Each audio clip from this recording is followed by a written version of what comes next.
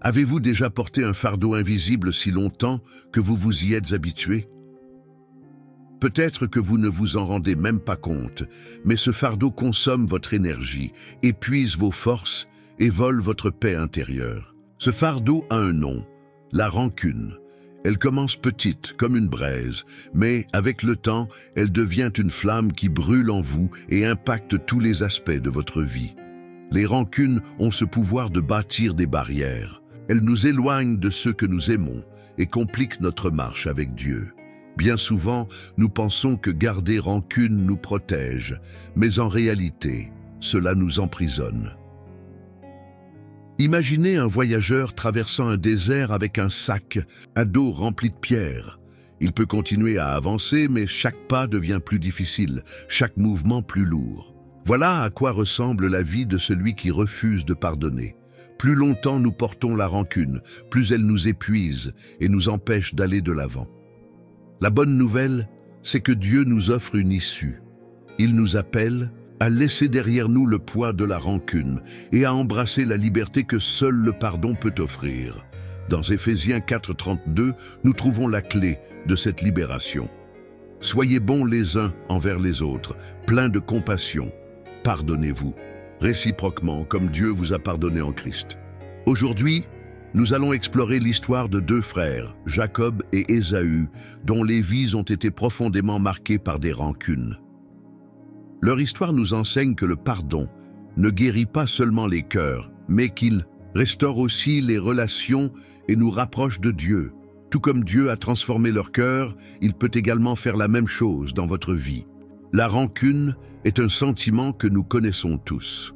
Elle naît d'expériences qui nous ont profondément blessés, des paroles irréfléchies, des attitudes inattendues ou même des trahisons que nous n'aurions jamais imaginé vivre. Ces blessures émotionnelles peuvent sembler petites au début, mais avec le temps, elles grandissent, envahissent notre cœur et influencent nos décisions.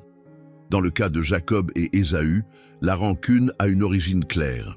Jacob, poussé par sa mère, a trompé leur père âgé pour dérober à Ésaü la bénédiction de l'aîné. Cette bénédiction n'était pas simplement une tradition familiale. Elle représentait un symbole d'honneur, de leadership et d'héritage spirituel. Quand Ésaü réalisa qu'il avait été trahi, il fut submergé par une colère dévastatrice. Il implora son père pour une seconde bénédiction, mais la réponse fut douloureuse. La bénédiction avait déjà été donnée. À partir de ce moment, Ésaü nourrit un désir intense de vengeance contre Jacob, jurant de le tuer dès qu'il en aurait l'occasion. D'un autre côté, Jacob, craignant pour sa vie, s'enfuit au loin. Il savait qu'il avait commis une faute et portait le poids de la culpabilité et de la peur. Cette séparation n'était pas seulement physique, mais aussi émotionnelle. Pendant des années, les deux frères vécurent éloignés, non seulement dans des lieux différents, mais aussi dans des sentiments opposés. Tandis qu'Ésaü nourrissait sa colère, Jacob vivait hanté par la culpabilité. Cette histoire est un reflet de ce que nous vivons souvent. Combien de fois laissons-nous les rancunes façonner nos relations et guider nos décisions? Combien de fois évitons-nous d'affronter les problèmes, fuyons-nous les conversations difficiles ou conservons-nous au fond de nous les douleurs du passé? La rancune a un effet dévastateur. Elle construit des murs, nous éloigne de ceux que nous aimons et surtout nous empêche de goûter à la paix que Dieu désire pour nos vies. Jésus nous invite à vivre différemment. Il nous appelle à déposer les pierres de notre sac à dos, à ouvrir notre cœur au pardon et à rechercher une relation plus profonde avec Dieu et avec notre prochain. Lorsque nous reconnaissons le pouvoir destructeur de la rancune, nous comprenons aussi l'urgence de chercher la liberté que seul le pardon peut offrir. L'histoire de Jacob et Ésaü est l'une des plus émouvantes de la Bible et nous enseigne des leçons profondes sur le pardon et la réconciliation. Dès l'instant où Jacob trompa Ésaü pour lui voler sa bénédiction, la relation entre les deux frères fut complètement brisée. Ésaü se sentit trahi par celui en qui il aurait dû avoir confiance, et Jacob, conscient de sa culpabilité, s'enfuit pour sauver sa vie. Cette rupture dura des années, laissant un fossé de rancune et de blessures non résolues entre eux. Jacob bâtit sa vie loin de la maison de ses parents. Il prospéra, se maria, eut des enfants et accumula des richesses. Mais il ne se libéra jamais du poids de la culpabilité liée à sa trahison. Il savait qu'un jour ou l'autre, il devrait affronter le frère qui l'avait trompé. Ce moment arriva lorsque Dieu ordonna à Jacob de retourner dans la terre de ses ancêtres. La peur de Jacob était palpable. Il ignorait comment Ésaü réagirait. Était-il encore rempli de haine? Chercherait-il à se venger? Jacob prit la décision de prier avec ferveur avant d'agir. Dans Genèse 32, 9-12, nous lisons sa prière. « Ô Dieu de mon père Abraham et Dieu de mon père Isaac, délivre-moi, je t'en supplie, de la main de mon frère Ésaü, car j'ai peur de lui. » Jacob savait qu'il avait besoin de Dieu pour transformer le cœur d'Ésaü et préparer le chemin vers la réconciliation. Avant la rencontre, Jacob envoya des cadeaux à son frère dans une tentative de l'apaiser. Il organisa également sa famille en groupe afin de les protéger au cas où Ésaü attaquerait. Mais ce qui se produisit fut surprenant et totalement différent de ce que Jacob avait imaginé. Lorsque Ésaü vit Jacob, il courut à sa rencontre. Au lieu de chercher vengeance, il l'embrassa et pleura. Ce geste de pardon et de réconciliation est l'un des moments les plus émouvants des Écritures. Ésaü choisit de laisser la rancune derrière lui, libérant non seulement Jacob, mais aussi lui-même du poids de la rancune. Cette histoire nous montre le pouvoir de l'intervention de Dieu dans nos vies. Même lorsque la réconciliation semble impossible, il agit dans les cœurs, transformant la colère en amour et la culpabilité en paix. Tout comme Ésaü a choisi de pardonner, nous sommes appelés à croire que Dieu peut restaurer même les relations les plus brisées. Pardonner, c'est comme ouvrir une fenêtre dans une pièce sombre et étouffante. Lorsque nous le faisons, l'air frais entre, la lumière illumine la pièce, et ce qui semblait lourd et oppressant commence à se dissiper. Dans le cas d'Ésaü, le pardon n'était pas seulement un acte de bonté, mais un choix intentionnel de laisser le passé derrière lui et d'embrasser un avenir différent. Ésaü avait toutes les raisons de nourrir de la rancune. Il avait été trahi par son propre frère, privé de sa bénédiction et condamné à vivre avec les conséquences d'une décision qu'il n'avait pas prise. Pourtant, en rencontrant Jacob, Ésaü fit un choix qui semblait improbable, celui de pardonner. Lorsqu'il courut pour embrasser son frère, il montra que le pardon est infiniment plus puissant que la vengeance. Le pardon n'est pas quelque chose qui se fait automatiquement. Il exige une décision consciente et bien souvent un processus intérieur de libération. Ésaü nous montre que pardonner ne signifie pas oublier ce qui s'est passé, mais choisir de ne pas laisser le passé contrôler le présent. Jacob avait lui aussi besoin d'être restauré. Il savait qu'il avait fauté, et la peur de retrouver Ésaü était la preuve qu'il portait encore le poids de la culpabilité. L'étreinte d'Ésaü fut pour Jacob bien plus qu'un simple geste de pardon. Ce fut un symbole de libération. Pour la première fois depuis des années, il n'avait plus besoin de fuir ni de redouter ce qu'il avait fait. Il fut accueilli avec grâce, un rappel tangible de l'amour transformateur de Dieu. Combien de fois nous retrouvons-nous prisonniers de cycles de culpabilité et de rancune? Peut-être avons-nous peur d'affronter ceux que nous avons blessés ou ceux qui nous ont fait du mal. Mais l'histoire de Jacob et Ésaü nous montre que le pardon peut restaurer ce qui semblait perdu. Il libère à la fois celui qui pardonne et celui qui est pardonné. Le pardon reflète également le caractère de Dieu. Tout au long de la Bible, nous voyons Dieu pardonner à son peuple à maintes reprises, montrant que le pardon est une partie essentielle de sa nature. Lorsque nous pardonnons, nous imitons Dieu lui-même et permettons à son amour de nous transformer et de toucher les autres. Pardonner peut parfois sembler un défi impossible. Peut-être avez-vous déjà essayé, mais vous vous êtes senti incapable de libérer le pardon. Cela arrive parce que le pardon n'est pas seulement un acte émotionnel, mais une décision spirituelle. C'est un choix que nous faisons, même si nos émotions ont encore besoin de temps pour s'ajuster. Mais comment entamer ce processus? L'histoire de Jacob et Ésaü nous offre des enseignements pratiques sur le pardon et la recherche de réconciliation. Voici quelques étapes qui peuvent vous aider. 1. Cherchez Dieu dans la prière. Le pardon commence dans notre cœur et personne n'est mieux placé que Dieu pour nous aider à transformer nos sentiments. Avant de rencontrer Ésaü, Jacob pria avec ferveur, demandant à Dieu d'intervenir et de changer le cœur de son frère. De la même manière, priez pour ceux qui vous ont blessés. Demandez à Dieu de vous donner la force de pardonner et de travailler dans le cœur de l'autre personne. La prière est la première étape pour libérer les rancunes et permettre à Dieu de diriger la situation. 2. Reconnaissez vos propres erreurs. Le pardon exige de l'humilité. Jacob savait qu'il avait fauté, et c'est pourquoi il s'approcha d'Ésaü avec humilité, s'inclinant 7 fois devant lui. Ce geste symbolisait le repentir et le respect. Reconnaître nos fautes ouvre la voie au dialogue et à la réconciliation. Il ne s'agit pas de justifier ce qui s'est passé, mais d'agir avec sincérité et honnêteté. Faites confiance au temps de Dieu. La réconciliation entre Jacob et Ésaü ne s'est pas faite instantanément. Des années de séparation ont été nécessaires pour que Dieu travaille dans le cœur des 2 frères. Peut-être attendez-vous une réconciliation ou souhaitez-vous pardonner quelqu'un, mais le processus n'est pas encore terminé. Souvenez-vous, Dieu agit au moment opportun. Continuez à prier, à faire confiance et à lui laisser le contrôle. 4. Libérez-vous du fardeau.